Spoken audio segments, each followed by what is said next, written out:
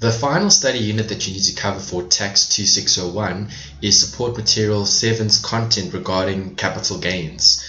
If we're looking at a capital gain scenario, remember, taxes follow rules and regulations that are outlined by government. So if I'm following the tax rules and regulations regarding assets, I need to apply capital gains because assets are utilized and they're not bought to be sold. So a capital gain only applies in a very specific situation where you actually have an asset that's going to be disposed of or sold or scrapped even. So depending on what you're dealing with, you're either going to apply the capital gains or you'll apply different rules and laws, okay, relating to income.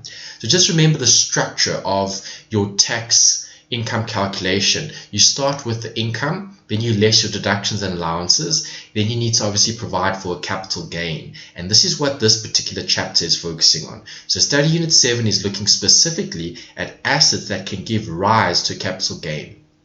If I'm looking at the learning outcomes, you will see you need to obviously apply the rules and laws correctly. So you do need to know when CGT is applicable, what scenarios will CGT be implemented in terms of your different types of assets, and then you also need to look at the proceeds that you're going to be using to calculate the capital gain. You also need to know how to work out the base costs, and then you need to establish, are there any exclusions that are applicable, and what am I actually going to do in terms of aggregating the total capital gain or loss before then including that into the actual tax calculation. Because when you include the capital gain, there will be an inclusion rate that will apply depending on what type of business you're running.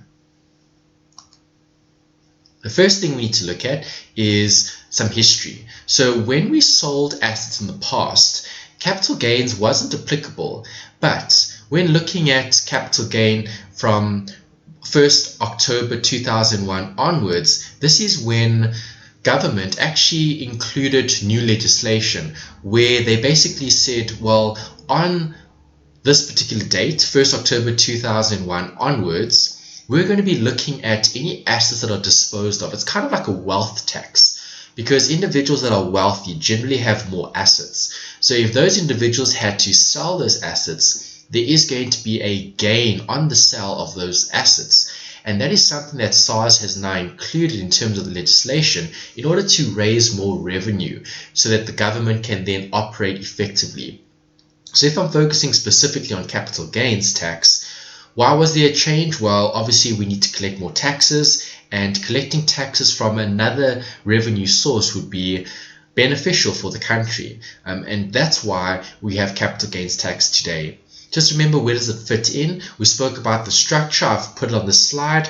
I've highlighted this particular line. The capital gain that you're going to be working out is going to be included as part of this line item.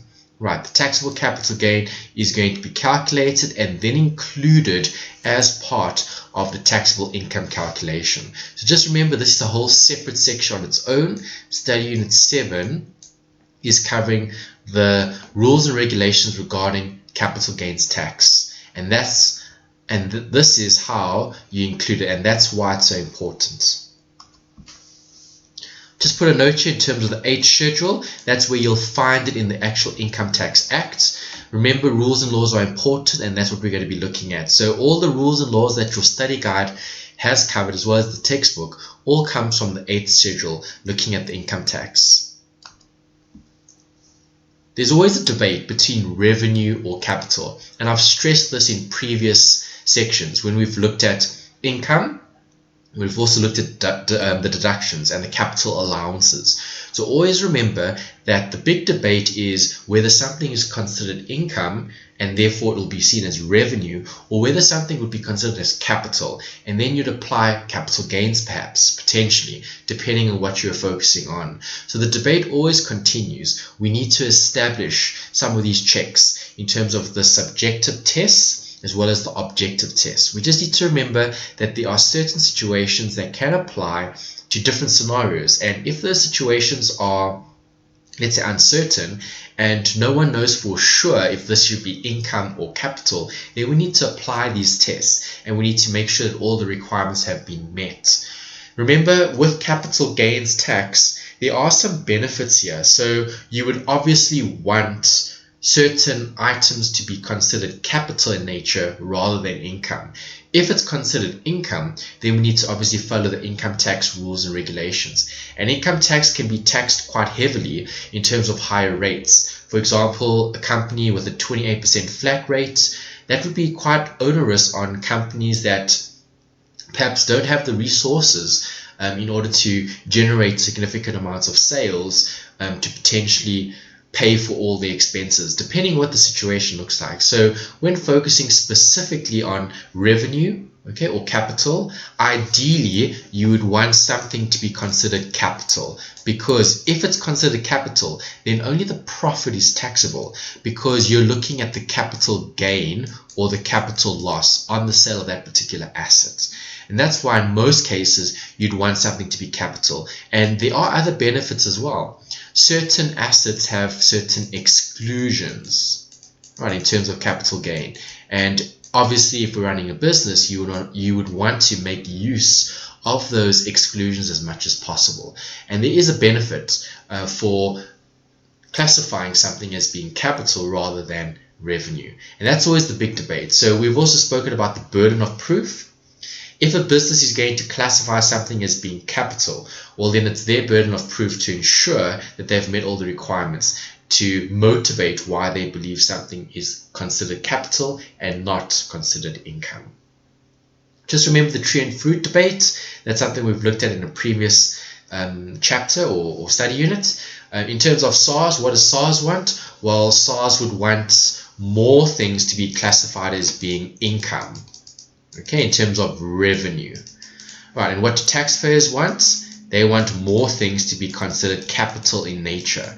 Right, and that's why you get this big dispute whereby you could have certain scenarios where you might be taken to court perhaps. If there are disputes, maybe you're disputing that something should be considered capital and SARS is classifying it as income. Or it could be the other way around, where they're disputing something and they're wanting you to change your classification based on certain considerations. Alright, so just remember, theory is important. You just need to know how everything fits in. When we spoke about special inclusions, we looked at a recoupment. Right, when we spoke about a recoupment in the capital allowances chapter, which was the one just before this, study unit 6, we mentioned that when looking at capital allowances, obviously a recoupment or a scrapping allowance is going to come into the consideration when doing the working. So a recoupment, just to link it to your accounting, would be seen as like a profit on sale if you're disposing an asset. That would be the tax view on a recoupment, right? Tax view versus accounting view. Okay, remember we said accountants have their own set of rules, IFRS. SARS uses their own set of rules, okay, the Income Tax Act, legislation. Right, so when looking at a recoupment, you can link it to your accounting knowledge, and that would just be a profit on sale. You would literally be looking at the proceeds, and you'd be taking the tax value into consideration to get what the profit or sale is. So just a little note here in terms of income. Remember, recoupments would be considered revenue in nature because it would be specifically included in the actual income line item. When looking at a CGT, a recoupment is also important, but for different reasons, and we'll look at those later. So to start, study unit 7, capital gains tax. Remember, you always need to distinguish between a resident and a non-resident. Residents are obviously going to pay tax on their worldwide basis. Non-residents would only pay tax based on their South African source. And the same thing applies here in terms of CGT. A resident would pay CGT on any capital asset held anywhere in the world. So if you're a resident of South Africa, and let's say you've got foreign assets, maybe you've got property in other countries, or you've got machinery or a business in other countries, obviously CGT would be applicable if you are considered a South African resident. If you're a non-resident of South Africa, well then you're only going to be paying CGT on the immovable property in South Africa, including any rights. and any capital assets connected to a South African establishment. Okay, so if you're conducting business in South Africa and South Africa is a subsidiary of a larger multinational corporation, well then that multinational corporation would only be liable for CGT tax on those capital assets that are connected to the South African establishment. Right, so do shares form part of CGT? Well, again, it's questionable here in terms of whether it will or won't be considered. Remember earlier we spoke about revenue versus capital? Well, the same thing applies here. Right, income. So in other words, are you actively buying and selling shares? That would be seen as being revenue in nature. Income would then be what you would consider your profit to be classified as. If it's capital, well, that would be a long-term investment. So generally speaking, if you have long-term versus short-term, that would be a good indication of your intention. Are you buying and selling shares actively? And that will be seen as income in nature, and it will be taxed according to the revenue rules, right? Income rules, basically. And if you're buying and holding equity and shares for a significant amount of time, right, they generally use a 5-year time frame. Okay, but remember it's very specific, so just refer to the SARS website in terms of the legislation to identify the time period in terms of when SARS will basically automatically consider a sale of shares as being a sale of capital in nature, okay, not a sale of revenue in nature. So if I'm focusing specifically on capital gains tax, the first thing I need to establish is what defines an asset. So what makes an asset an asset? Well, you can look at the accounting definition, because we know from an accounting point of view that an asset will be a resource that's controlled by the entity that will give rise to future benefits. Right, the same thing can hold true here in terms of SARS. When looking at SARS, SARS will also consider assets as being resources that the business owns. But SARS also looks at deemed assets. And that's something else that we need to consider. What assets are deemed to be yours? And what assets could also give rise to a capital gain? Right, so always remember legislation is what's going to be important here. You need to refer to the 8th schedule of the Income Tax Act to clearly identify which items would be considered capital in nature. Right, and remember we said, we've looked at this in previous chapters, if something isn't income, then it's probably going to be capital in nature. It's either or. Right, so when looking at SARS, it's either going to be income in nature or capital in nature. And then if it's capital in nature, you have slightly more, inverted commas, favorable tax rules and laws to apply, and that's what you're looking at here. Right, so if it's income, you follow the normal rules and laws. If it's capital specific, then you need to follow the capital gains tax rules and laws. Right, so when is CGT applicable? Well, there needs to be a disposal. Right, that's important. Right, the word disposal means to sell, basically. Okay, so if I'm looking at CGT, there needs to be a sale, there needs to be a disposal. It doesn't have to be an actual disposal, it can also be a deemed disposal. So deemed meaning it would appear to be, in terms of you've sold all your assets. Okay, so it appears to be, or it's similar to, basically. So deemed, similar to disposal, deemed to be a disposal. Okay, treated as a disposal. Just a note there, this will be different for individuals, okay, versus companies, and you do need to look at the legislation. For example, the inclusion rates are quite different. Right, juristic persons or companies as such, they would have to include more of the capital gain versus someone like an individual. Just a few notes there in terms of movable versus immovable, tangible versus intangible. And then you've also got a few notes there regarding coins, okay, and currency. So obviously, if we're focusing specifically on the rules, right, if we're going to be buying and selling currency, the rules clearly exclude currency, but they include gold or platinum coins. Okay, so gold and platinum coins wouldn't be necessarily considered currency as such. It would be considered more of an asset, okay, or defined as an asset or deemed to be an asset. from a capital gains point of view. But that might be a little bit beyond the scope of this particular course, but those are some things to consider. Remember, the legislation is key. You have to refer to the legislation to identify what rules and laws to apply. This is probably the most important slide that you need to remember. You need to study the approach, okay, the layout, the format. Right, so when looking at calculating the CGT, the taxable capital gain, I need to know what the proceeds are. I also need to establish what the base cost is for a particular asset. And that would differ depending on time. Okay, when did you acquire the asset? That would determine the base cost. We then need to also look at any specific exclusions that might be applicable. Are there any prior year adjustments in terms of gains or losses? And we also need to then consider the inclusion rate. So what part of this actual capital gain, okay, the net capital gain or loss, do I need to take into consideration for a particular working? Right, so the inclusion rate is going to be determined, and that's going to be what we're going to be multiplying the capital gain or loss by in order to get this. The most important thing, the taxable capital gain. Right, remember, it's taxable. If it's taxable, it'll then be included, okay, in the taxable income calculation. Right, and we saw that over here.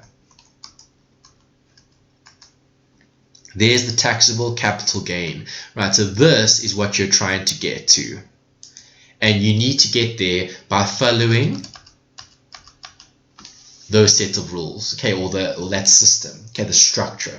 Right, if you follow the structure, you stick to the structure, and you just apply the rules in terms of what determines the proceeds, what determines the base cost, and are there any other exclusions perhaps, or prior year losses or gains that I need to consider. And then you just need to multiply that by the inclusion rate, and that gives you the final taxable capital gain, and that'll be included in the taxable income calculation. Okay, there's the note about that. Okay, I've included just a note here regarding legislation. If you look at that pocket handbook that SARS would have provided on their website, okay, National Treasury would have posted, or SARS would have posted as well. Remember, Treasury sets the rules, SARS implements them. Right, if you look at the handbook, okay, in terms of the rules and laws regarding taxable capital gains, you'll see that the handbook gives you this maximum effective rate. Okay, these rates are applicable after taking the inclusion rates into consideration. Right, so the inclusion rates are quite different, right, and we'll see that later. Right, the inclusion rates are different for different classifications of businesses. So are they individuals or special trusts? Are they companies or other? So those are things that we need to consider. You will see these are some of the specific exclusions that are applicable, but generally for individuals. Okay, so individuals having a primary residence. Okay, a primary residence applies to an individual because an individual has to live somewhere. Okay, they need a roof over their head. But obviously this doesn't apply, okay, for a company. Okay, companies are quite different, right? Because companies are juristic people. Okay, if you're an individual, right, you would then make use of an annual 40,000 Rand exclusion, okay, granted to individuals and special trusts. Right, so I'm just highlighting these key points regarding what's related to a company and what's related to an individual. Right, and obviously death only applies to an individual. So again, something that's unique, okay, for an individual. If you had to die, right, there would be, instead of the annual inclusion, there'll be an inclusion, okay, granted amounting to 300,000 for that particular tax year. Right, there's the note regarding the actual inclusion rates. It's 40% for individual special trusts and individual policyholder funds. If you are any other taxpayer, you are then going to have to include CGT at 80%. Right, so obviously in your particular course, okay, TAX2601, you're going to be making use of the 80% inclusion rate. This is actually from a previous set of notes. Okay, we looked at capital allowances in the last week's content. If I'm focusing specifically on this whole debate between accounting and tax, okay, or SARS, Right, remember, we need to look at accounting from a taxable income, not taxable income, from a profit or loss point of view. And in a SARS situation, I'm looking at the taxable income. Right, so this is what we're focusing on in terms of TAX2601. Right, what is the actual taxable income that I'm going to have to use to work out the tax liability? Right, so just remember, a recoupment would be viewed as a profit on the sale of an asset, and a scrapping allowance would be seen as the loss on the sale of an asset. So that's what you've got here. Vocabulary regarding tax in terms of the difference between your costs, okay, and your capital allowances, giving you the tax value. Right, if your proceeds exceed that tax value, there will be a recoupment, which would be similar to a profit from an accounting point of view. And if you have proceeds less than the tax value, you're going to have a scrapping allowance, and that would be what SARS would treat it as part of your income tax special inclusions. And remember, a scrapping allowance was actually part of the special deductions. So these are two different things that you need to look out for when looking at different types of questions. Right, just remember, there's a note here: recoupments are always limited to previous allowances that were granted. So it's impossible to include more of a recoupment as part of your income when working out your taxable income, because whatever's on top of the recoupment will then be treated as a capital gain. Okay, now we have specific slides looking at content regarding those different line items that we saw in this calculating CGT format, okay, or layout. So remember, we're going through each and every one of these line items. Right, we first need to look at the proceeds, then the base cost, and then so on. So when looking at proceeds, point number one, you can clearly see here that the proceeds here, okay, have to be adjusted. And if we're going to be adjusting those proceeds, we now have something which is called the adjusted proceeds. And this is what we're going to be using in the capital gains tax calculation. Right, so how do we work out the adjusted proceeds? Well, it's the selling price less the recoupment. The reason why you're subtracting the recoupment is because this is a specific inclusion that's going to be included in the actual income line item. So if you think about income, then you less your deductions and your allowances, right? And then you're going to have to add your capital gain, or taxable capital gain, right? So obviously, if you're looking at income, okay, the recoupment would have been specifically included here. Okay, the recoupment, right? So the recoupment is going to be included here in the income. You can't also include it here when you're adding the taxable gain, right? So the reason why you are adjusting the proceeds is to avoid double accounting for this recoupment. Okay, or I don't want to use the word accounting because that's something separate. Let's say double taxing, okay, or double including it in tax when looking at this particular working, okay, for taxable income. Right, so that's something important to note. Proceeds, okay, if you're adjusting your proceeds, you're taking out the recoupment. Right, then things get a little bit more complicated when you're determining the base cost of a particular asset. Right, when looking at a base cost, it's similar to accounting because this whole concept of historical cost comes out in accounting in terms of when you had purchased the asset. Right, this applies specifically in tax because the date in terms of when you had purchased the asset is very important. So if we're looking at the base cost, we're going to be looking at costs that will be associated, right, to the actual asset in terms of its cost when you had actually recorded it in your books, and for the purposes of tax, going to be considering that as the base cost. The base meaning what is the base cost that I'm going to be utilizing when then determining the capital gain or loss. So any capital allowances or deductible expenditure will not form part of the base cost. Right, that is specifically excluded. Okay, it's not forming part of the base cost. So depending on CGT, obviously we need to look at the date. Right, we spoke about that 2001, October 2001 date, which is very important. So if we're looking at how do we calculate this base cost, remember we just looked at a slide, number 2. Okay, point number 2, base costs. Well, we need to consider 2 things. We either need to look at before CGT was created or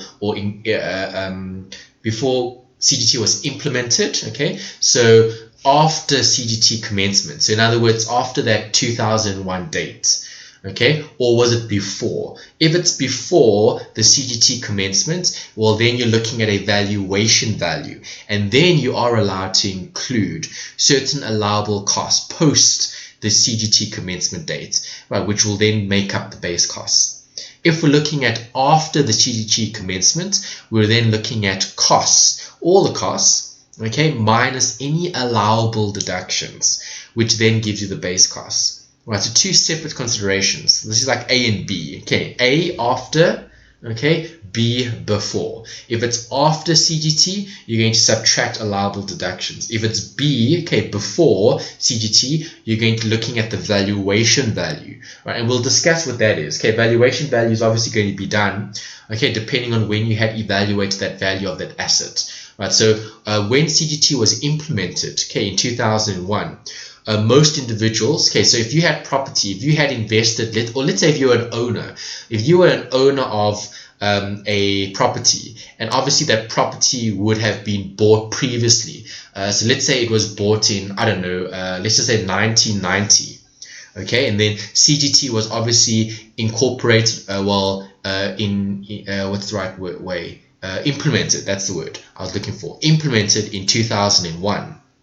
Well, then you are given the opportunity to value your asset at 2001 costs, and that could then be seen as the valuation date, right? Rather than, well, obviously you purchased the asset in, let's say, 1990, and that was obviously before CGT was implemented. Okay, so you just need to keep that in mind, right? Before and after CGT, because this is when the legislation had changed, right? You might still have a situation today, right? We're in 2020. Right, it is still possible, right, to have an asset that you might have purchased in, let's say, 1999, okay, before CGT was implemented in 2001, right? So if I bought an asset in 1999, okay, obviously there's a different cost, right, because that was the cost of 1999, and then CGT was implemented in 2001, right? And if I did get a valuation of my asset in 2001, well, then because this asset was bought before CGT was commenced, we can then use the valuation value. We don't have to use the cost in terms of the 1999 as being the base cost. But ideally, in terms of base cost, you want the base cost to be as high as possible, because if the base cost is higher, you're obviously going to incur less CGT. You're going to have less of a capital gain, right? If the base cost is lower, you're obviously going to end up paying more in terms of CGT. So that's very important to note. Okay, the base cost needs to be higher in terms of the rule of law. Okay, so you can't increase the base cost incorrectly. Okay, you have to follow the rules and laws. Right, the valuation value or the valuation date, okay, the date was 2001, was created to give people that benefits, right, to give people the benefit of having their assets valued at the date that CGT is now going to be implemented. Right, so there's the answer, 1st October 2001. I've been using that date in our discussion because we've got this whole before after situation. Always remember that date, it's a very important date. Okay, so now we need to take it a step further. If I'm focusing specifically on assets that was purchased before, okay, before is the key word. Let's highlight that word. Before 1st October 2001. Right, so in other words, you bought an asset prior to 2001. Okay, you still own the asset in 2020. Right, but now you're going to be disposing of the asset. So now if I'm disposing of an asset and I obviously purchased the asset before 2001, I then need to apply these considerations. Okay, so the first consideration, if the proceeds are greater than the base cost, then the valuation is the highest of either the market value, okay, if this is used, okay, the adjusted proceeds have to be less than or equal to the market value. Then the valuation value is the adjusted proceeds less the allowable deductions. Okay, that's scenario 1. Right, market value. Other option here, if the adjusted proceeds are greater than the market value, so not less than or equal, but greater than. If it's greater than, then the valuation value is the market value, right? So two separate considerations, right? Again, you're testing this based on the information that you've been given. You just apply these rules, right? The second one, okay, 20% of the adjusted proceeds less any allowable costs, right? Remember, it's the highest of these three. So 1, 2, and 3. Whichever is the highest, I'm going to use that one, right? So could I use the proceeds and could I take 20% off the proceeds minus allowable costs? I could, right? If I didn't have the market value, for example, right? And then we also have a time apportioned base cost. And that is applicable as well here when we look at the proceeds greater than the base cost. It'll always be the higher of the three. Okay, the market value, the 20% of the adjusted proceeds, or the time apportioned base costs. Fortunately, from a TAX2601 point of view, SARS would generally, not SARS, the question, okay, the examiner would generally give you the time apportioned base costs. And then scenario B, okay, if it's pre-CGT commencement, right, then the base cost cannot be determined, okay, then the valuation value is the highest of, right? So market value or the 20%, right? So obviously pre-CGT, so before CGT was created, right, the base cost can't be determined, so you don't know what it is, right? Then you can use the valuation value, which is the higher of these two, right? If you do have the valuation in terms of before CGT, then you can obviously look at that as a separate consideration. Okay, then just a note here regarding the assessed capital gains or losses. Remember that every asset that's going to be disposed of is going to have its own unique CGT calculation. This is very important, right? Every asset that's disposed of. Okay, it doesn't matter what the asset is, okay, in terms of if it's machinery or land or buildings or whatever. Okay, every single asset, each asset needs to have its own base cost, its own proceeds, okay, in terms of calculation done. And then it's either less than or greater than, depending on what the situation is. And then we could have a gain or a loss depending on what the situation is. Right, so when looking at the assessed capital gain or loss, it's always looking specifically at one particular asset, and that's very important. So from a test point of view, it's quite simple. You just need to identify what asset are you dealing with. If you know what the asset is, then you can be able to apply the correct accounting rules, or tax rules I should say, not accounting rules. Right, we're looking at tax. Remember, it's similar but different. Okay, aggregated taxable gain is when we add up asset A, asset B, and asset C. Okay, so we've applied the rules in terms of capital gains to asset A. Okay, maybe the machinery. Then we've applied the capital gain rules to the furniture. And then we've also applied it to the building. Right, so you've got three different assets. You have to add up the gains for all three to get the aggregate taxable capital gain. And that'll be included in the taxable income calculation. Right, there can be losses, and sometimes SARS ring fences those losses. So for example, let's say maybe you're conducting a business, okay, and you've sold a business, and obviously that business had certain capital gains and losses, right? It might be ring fenced, and ring fencing just means that SARS will keep that separate from anything else, and that is a possible consideration. Okay, just to highlight this summary is so important. Please go have a look at the textbook. The UNISA study guide gives you a whole breakdown of the approach. Okay, and the approach is brilliant. You just need to then apply the correct rules, okay, regarding the different considerations in terms of, was it before CGT commencement or after? And in terms of the base cost, what base cost do I need to utilize? Right, so I like the summary. I can't improve on the summary. You just need to use what's in the textbook. Right, so proceeds, we know, needs to be adjusted with the recoupment. Okay, we know that. Right, then we said less the base cost. Okay, the base cost is where it gets complicated. So you have two situations. Right, was it before or after the implementation of CGT? If it's before, then you need to look at the valuation date value. Okay, there are three options, right? Market value, the time apportioned base cost, or the 20% rule. Okay, always apply it in terms of the rules, so you need to look at the legislation. Right, you can add costs that were incurred after the CGT. Okay, we spoke about that. It's in this slide here. Okay, before CGT commencement, valuation value plus allowable costs.